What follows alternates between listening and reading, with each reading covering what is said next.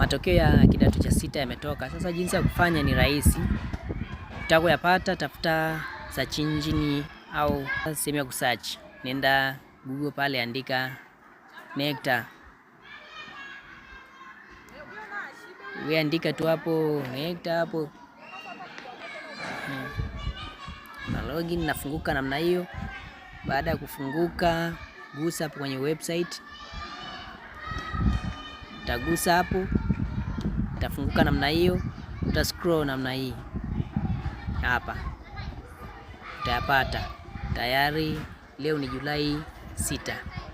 Haya hapa ya kidato cha 6. Kwa hiyo ni option ya kwanza ya kupata haya matokeo.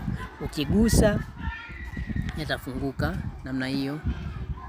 Hapo kishafunguka hapo, utaangalia ni seta gani unatafuta.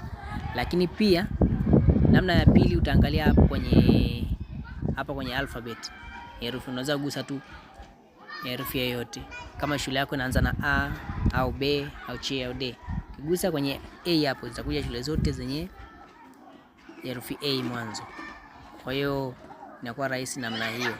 Kama kuna sehemu unapata changamoto, unaweza kuandika hapo kwenye comment, nitakusaidia. Lakini pia nitambatanisha link ya haya matokeo kwenye video hii ili kurahisishia kupata.